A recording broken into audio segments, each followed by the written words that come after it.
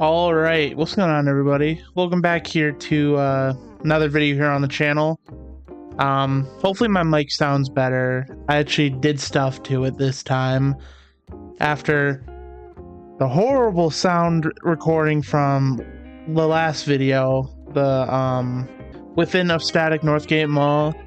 Yeah, I was listening to it while I was editing it, and I did my best to make my voice louder, but it was really hard to hear me in that game, especially during the chase scenes and the jump scare moments. So I researched it. Hopefully this sounds better. Hopefully I sound more distinct than the game.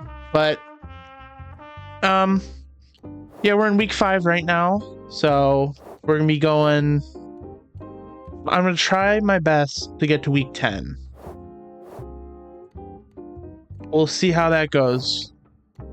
So, before I actually get started, I just want to tell you guys about something pretty cool that I've been thinking up on. So, I want to take a challenge. And me personally, I've never played a Resident Evil game. I've been getting Instagram reels about all the characters and how cool it is, and I feel like I'm missing it. So, I'm gonna do something pretty cool for my channel. I'm gonna play each Resident Evil game in the series fully. So if you guys are excited for that, if you guys want to see that, make sure to like and subscribe, and I'm gonna do my very best to actually do it. I already have Resident Evil 1 downloaded and all that stuff. If you guys want to leave a comment if you want to see it in chronological order or release order, that's up to you guys. If I don't get any comments, I'm just gonna do release order. So yeah, all right, let's get right into the game.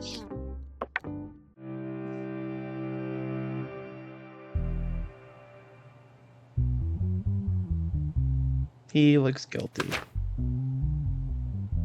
Okay. Case subject: the landlord Jonah J. Eastwood's request for eviction and debt collection against his tenant Isabella Sierra. Due to long-term non-payment of rent, defendant Isabella Sierra, plaintiff Jonah J. Eastwood. Details: legal action has been initiated by the landlord Jonah J. Eastwood against the tenant Isabella Sierra for failing to pay rent for nearly 4 months. The landlord Eastwood states that the tenant violated the lease agreement, that the delays became persistent, and that warnings were ignored. The landlord is demanding that the tenant vacate the property and also pay the accumulated debt along with late fees.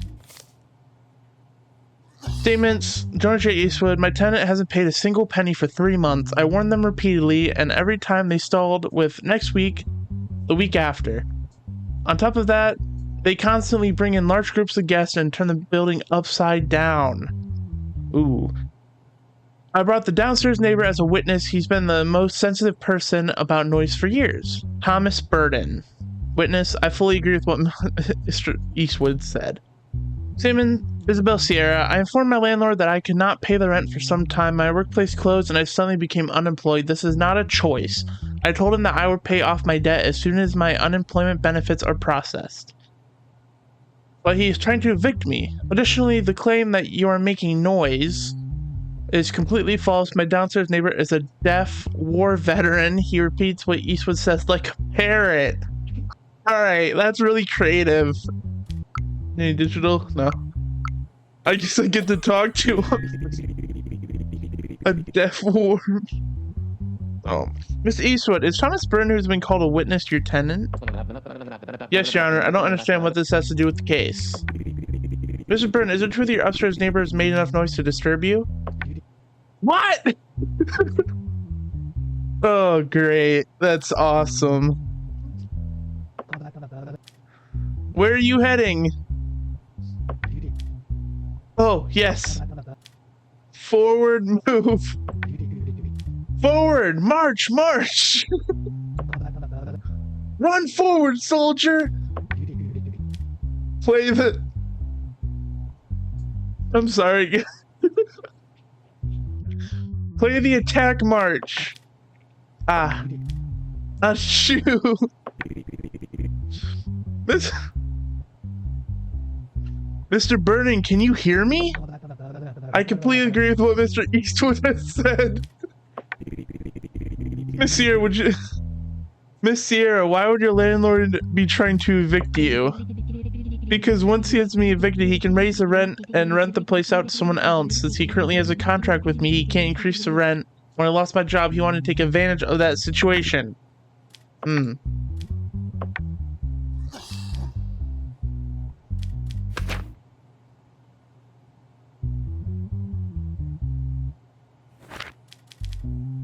Alright. Besides, Evansville could stay in the house until her contract expires. Rent would be deferred. That's what I'm gonna do. Yep. Yep. Hell yeah. Alright.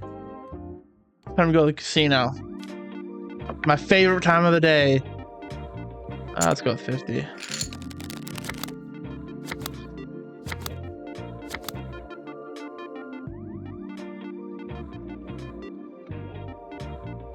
I'm gonna stay. Shit! Dude, there's nothing I could do.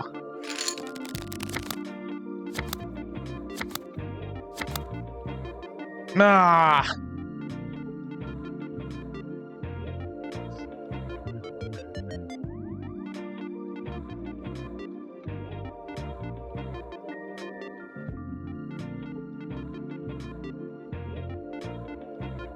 I'm gonna stay.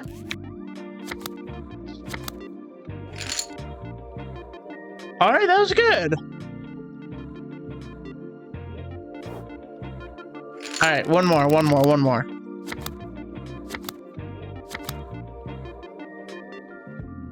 gonna take. Yeah. I'm gonna stay. Let's go! I said one more. Alright, I got my money back. I'm happy with that. Alright. Daily news. Bill passed immigrants who commit crime will now be deported. Alrighty. Okay. Oh, great.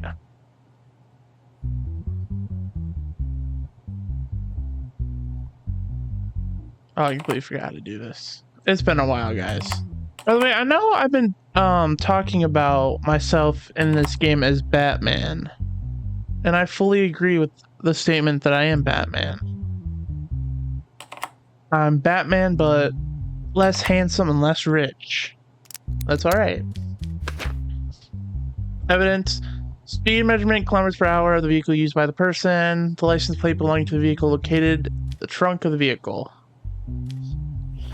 I'm guessing he was speeding. Name, Clifton Witt. Criminal record, yes. Mental health, positive. So he's not an immigrant. Charges, participating in street racing, violation of traffic safety and rules. So they're driving on Saturday night. Traffic police patrolled Redmond Road outside the city, heard the engine noises much louder than usual. And upon arriving at the areas, observed multiple vehicles engaged in illegal street racing. Vehicles that failed to comply with the police order to stop sped away, prompting a pursuit. Details: during the chase, the driver of the dark gray sports car lost control while taking a turn and crashed into the roadside, causing damage to the vehicle. The driver of the vehicle, Clifton Witt, was detained after a health check. Statements: Clifton Witt, I had no intention of participating in a race that night. I went outside the city to test my car. While driving, I saw several vehicles speed past me. I realized they were racing, but I had no connection to them. When I saw the police lights, I sped up out of fear. That may have been a mistake, but it doesn't mean I'm a racer.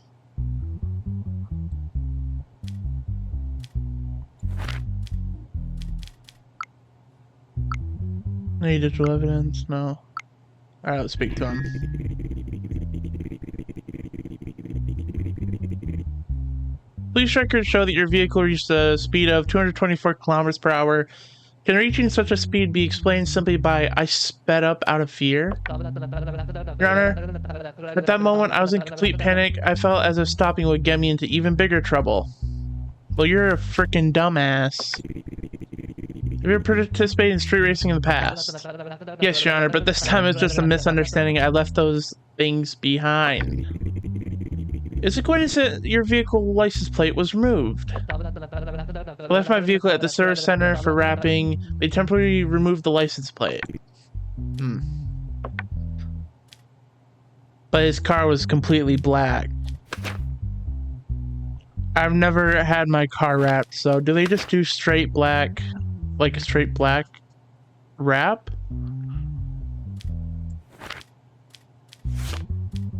Alright, what's the traffic fences? 2 years in jail and a $15,000 fine.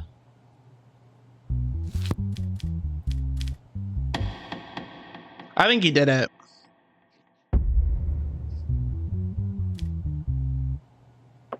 Guilty. 2 years and a $15,000 fine. I think he did it. Nice. Nice.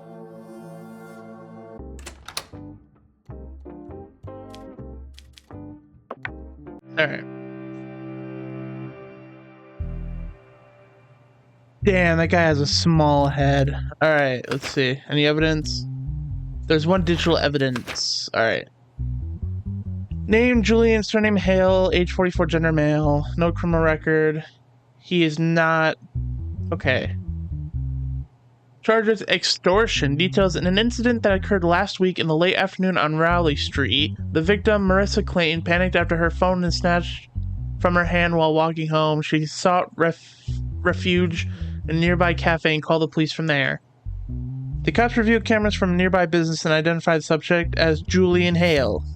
Details: Hale was caught at the entrance of an apartment in the River Bend area and taken to the police station for questioning. Mr. Clayton, when I got off work, it was getting dark. I use Raleigh Street every day. It's a busy street and I feel safe there. That day I had headphones on, so it took me a few seconds to realize that what was happening. Suddenly someone bumped into my shoulder and at the same time yanked my phone out of my hand, then ran away. I was shocked. I thought about chasing them, but I was scared. Julian Hale, I didn't want to hurt anyone. My life completely fell apart. I lost my job and my landlord was at my door over the rent. My head was buzzing as I was walking down the street. There was a woman in front of me holding her phone in her hand. It was an impulse. The only thing I was thinking at that moment was if I sell this, I can get through the rent day.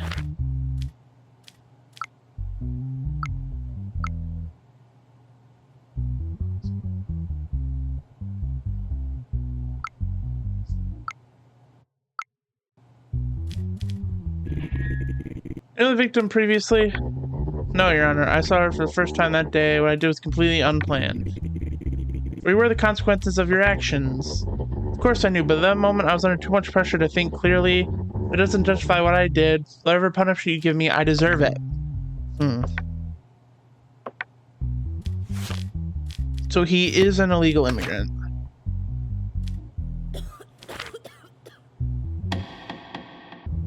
Alright, Mr. Julian Hale. Get your ass out of here. As a result of your decision made in this case, if you decide to raise your salary this week, you'll earn $1,200. Nice. Nice. Yes, my beautiful wife who likes to take my money. Your wife wants a car. A weekly payment of $1,000 would be a total of 15 weeks of payment. Only accepted the first installment is paid right away. Fine. What? Oh, I'm bankrupt. And your family abandoned you. Hell nah. Screw you. 50%, bro. What the hell? I need to go get drunk. Give me some whiskey. Seth.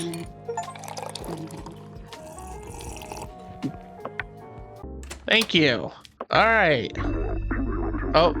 Bomb attack on Parliament? Oh my gosh. The Kikaria cartel carried out a bomb attack on the Parliament building. 19 civilians lost their lives and 2 members of Parliament were injured. The cartel leader has been captured. Am I gonna be his judge? After the attack, law of execution was accepted. Those who are on trial for terrorism and other severe crimes will be executed. Ooh.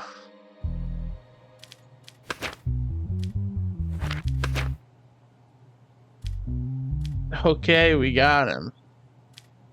How many pages are there? Armando Blum. Charges terrorism, taking part in organized crime activities. Details: in last week's Parliament ferry attack, it was determined that all 5 attackers who detonated themselves at the scene were members of the Kikaria cartel. In the extensive operations carried out after the attack, 18 cartel members have been captured. Details: some of the captured members turned informant and identified Armando Blum as the coordinator and instigator of the attack. Armando was taken into custody during a raid carried out at his home. Statements: Armando Blum, if we are sitting here today, the only reason is the state's corrupt system. We had weapons in our hands, they had power in theirs. Yes, I gave the order for that attack just because they slaughtered Jared and Marcus in prison. The state and its leash dogs, the mafia, betrayed us. They sent my 2 best men in the grave right before our eyes. There was bound to be a price for that.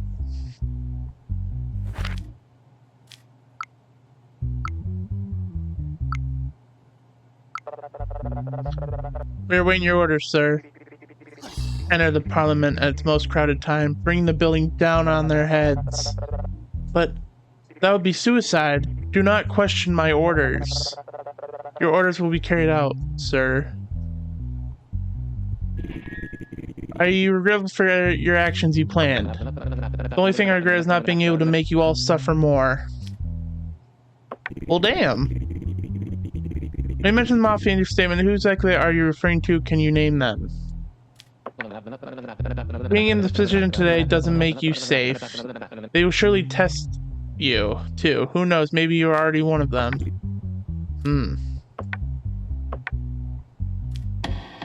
Alright.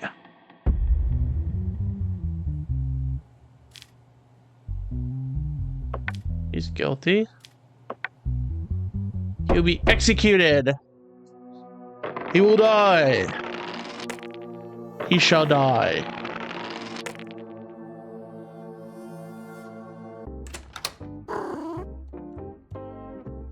Hey, kitty. Alright, I'll be a good boy and not go to, the casino.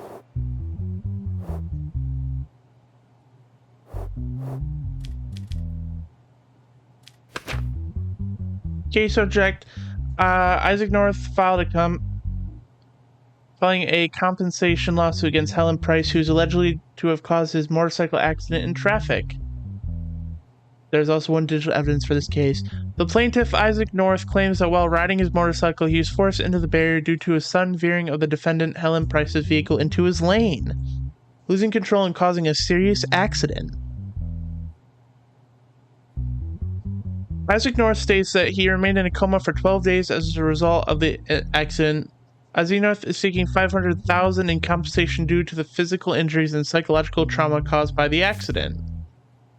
Isaac North, I was driving at my normal speed and I wanted to overtake the car in front of me at a safe distance. Just as I got next to it, the car suddenly swerved to the side. I got struck between the barrier and the car, the engine lost control, and I remember flipping over. The rest is completely black. When I woke up, 12 days had passed. What frustrates me most is that the woman didn't even stop to look after knocking me down. She sounds like a bitch. Helen Price, that day I found out that my father was taken to intensive care. So you wanted to put another person there? He was undergoing tuberculosis treatment and his condition had worsened. My mind was only focused on getting to the hospital. I was in my lane. I didn't feel any impact. If I had noticed that it was an accident, I would have helped without a second thought. The fact that a motorcyclist lost balance after entering my lane is not my negligence.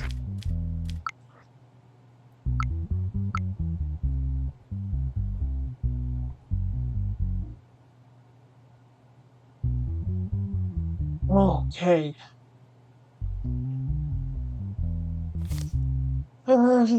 Speed on if the car in front of me just at a safe. That was not a safe distance. Just got next to it. The car suddenly swerved to the right, swerved to the side. I got stuck between the barrier and the car. At a safe distance.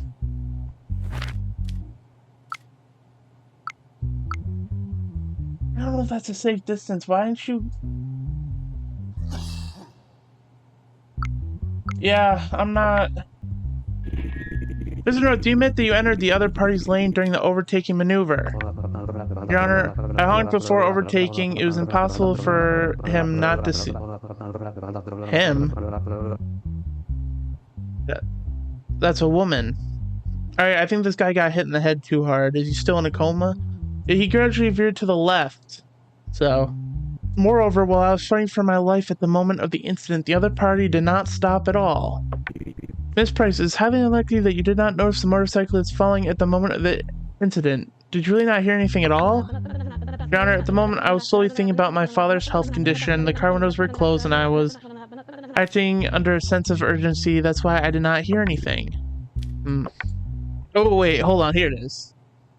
He was forced into the barrier due to the sudden veering of the defendant Helen Price's vehicle into his lane.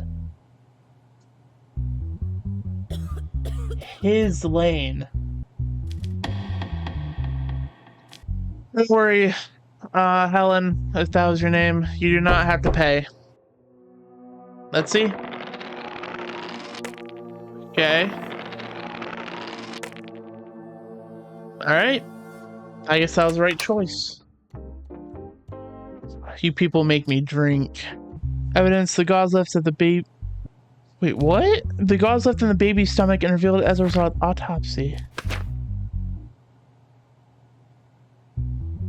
Oh, no. Okay, charges involuntary manslaughter. Details. Carol Mojev urgently took his 2-year-old baby to the hospital at night due to severe discomfort. An X-ray examination revealed a foreign object in the baby's stomach. The baby's doctor, Elia Vornet, stated that the object had to be removed urgently through surgery. Dr. Elia Vornet, the surgeon responsible for the operation, informed the family that the surgery had gone smoothly and that the baby's condition was good. However, after the baby was discharged, the baby's stomach deteriorated severely and passed away the following day while being rushed to the hospital. The autopsy revealed that a gauze was left inside the baby's stomach during surgery, and the cause of death was recorded as this negligence. Following this, Carl Moje filed a complaint against the surgeon responsible for the operation. Carl Moje, our 2-year-old baby, had a high fever late at night and was vomiting continuously, so we rushed to the hospital. After tests, we were told the surgery was necessary. Dr. Elian Vernet reassured us by saying the surgery went well. Carol Mojev, however, after being discharged, our baby's condition suddenly worsened. I was devastated when I learned from the autopsy result that a gauze was left in my baby's stomach. The doctor took my baby from me because of his negligence. My baby died. Dr. Elian Vernet, I'm deeply saddened by the incident on the day of the operation. I was under intense emotional pressure. I thought I was performing the operation carefully, but I must have missed the gauze during the check. I accept responsibility for this mistake and apologize to the family. Okay, what will that be for involvement of 4 years? Because he has no record. Let's talk to him. Can you summarize what happened for us, doctor? I fought with my family that day. My mind is still there and I was mentally well. They called me for surgery. I said I couldn't do it, but they told me there was no other surgeon at the hospital. The baby needed urgent intervention. I'm very sorry. I'm very sorry. I accept the punishment that will be given. Wait. Oh, was the family suing him for money? I can't remember. Oh, I forgot to check. Alright, let's see. I'm getting another raise. Cool. Did the family want money? Bro, I'm rich. What do you want?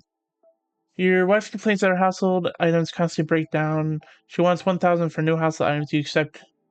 Yeah. I'm not rich anymore. Alright, end of day. Week 8. What the hell is that the Joker? I think that's the Joker. Armed robbery. Oh yeah, it's definitely the Joker. It's not about the money. It's about sending a message.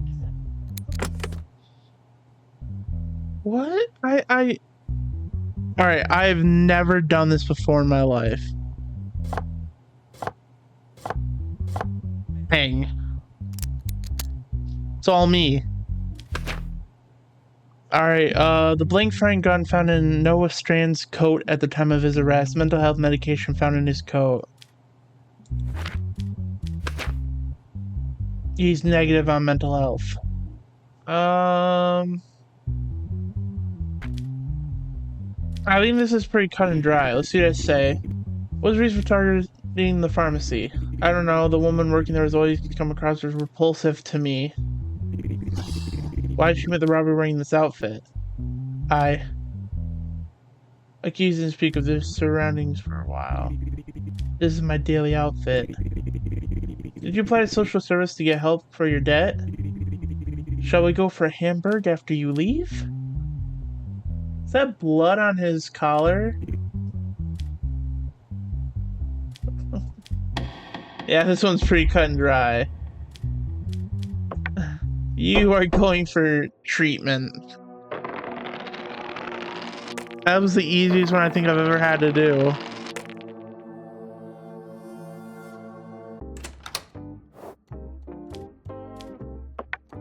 Alright. Week 8, case 2. Alfred.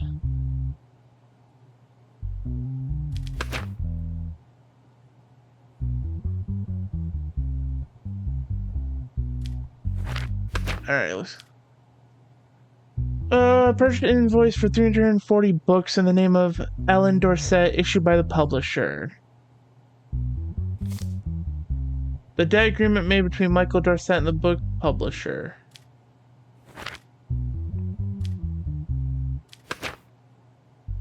Okay, the allegation that author Michael Dorset violated the contract he signed with publisher Alfred Morgan, who published his book.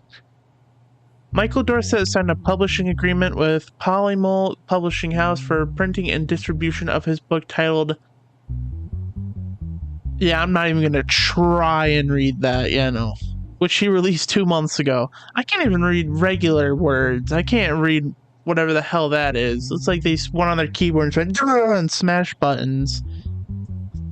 The smashed keys. Yeah, I can't read that. The contract clearly states that if the book does not reach at least 20,000 sales within 2 months, Dorset will pay $175,000 in expenses to the publishing house. $175,000 in expenses to the publishing house.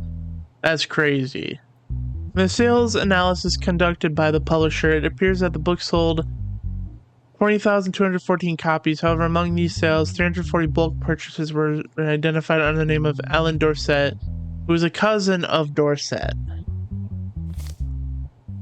Details: the plaintiff, Alfred Morgan, ascertains the bulk purchase artificially inflated the sales figure, and therefore the sales guarantee cannot be considered fulfilled. The plaintiff requested that the payment be made.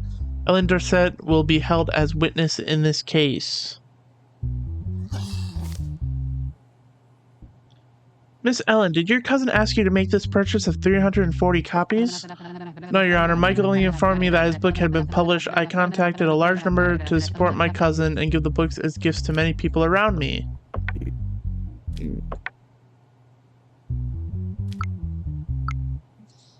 My thing is if she bought exactly how many they needed to get to 20,000, then I could constitute it as abusing it.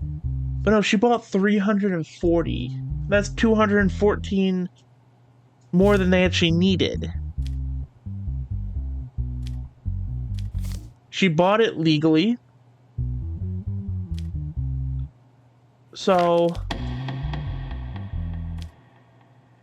decided no payment was made since the contract was not breached. I'm not sticking up for the big businesses. Nice.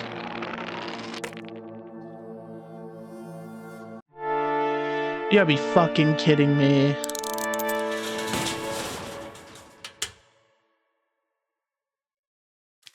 That is absolutely ridiculous. I have to side with the big business. That is ridiculous. That's stupid.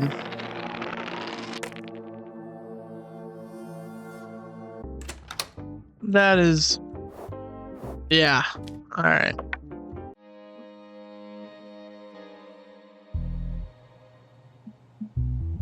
Alright, we have Mr. Clean here in the office. If Valentine Korchev receives any punishment, you will bear the consequences. Do you want your family to be the ones who died in the next traffic accident? The crime tool, the fingerprint number from the evidence, 2121355. Phone number, what is the situation? I have a bag now. How much do you offer? As we talked about, 50 million. I'm on it. Do you have a meeting place? Wait to hear from us. 2121355. Assassination. Ooh, wow.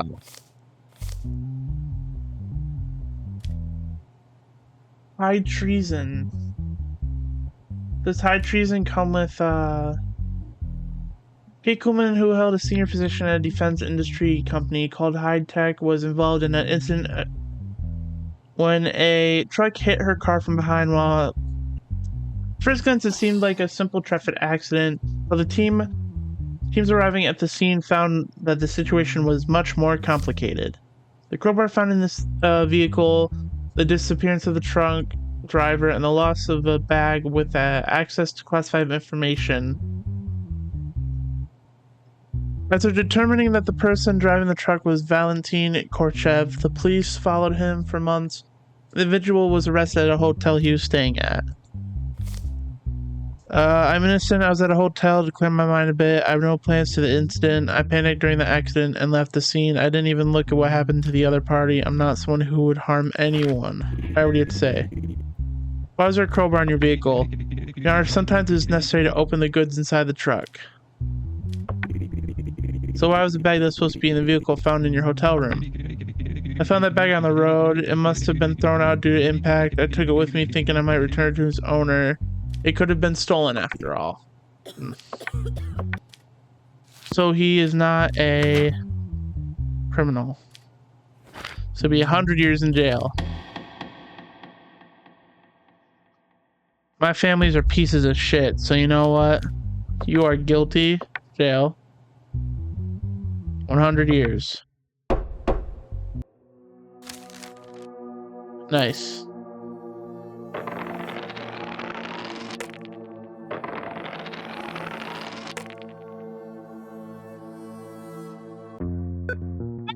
Rich. Alright, who needs money now?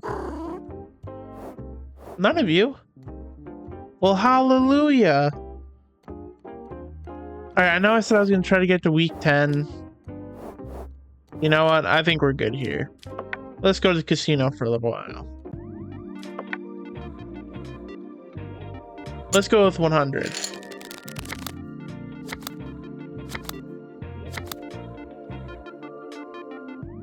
I'm gonna stay. Let's go!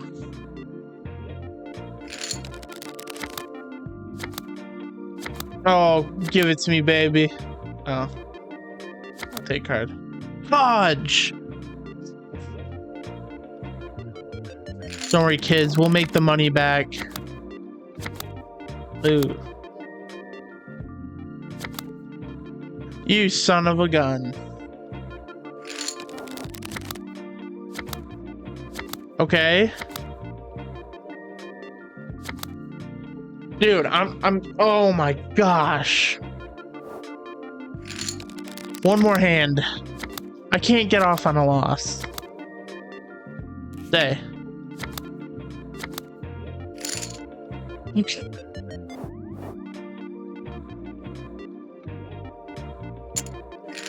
No, I didn't mean...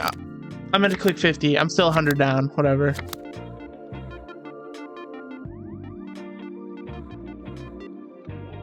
What are the chances that's an ace? I'm gonna stay. I made my money back. I'm good. I made my money back. Give me my money. Alright.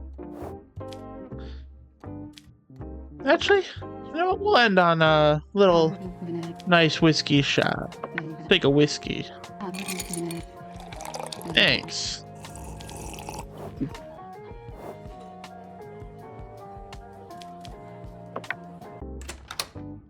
Alright, we're in week 8 right now. That's just 3 weeks, you know, but I just want to thank you guys so much for watching this video. If you did enjoy it, please like and subscribe. Please make sure to respond to my question that I posed at the beginning of the video. If I were to play Resident Evil, which I'm going to, would you want to see it in chronological order or release order? Make sure to let me know. Alright, I'll talk to you guys later. See ya.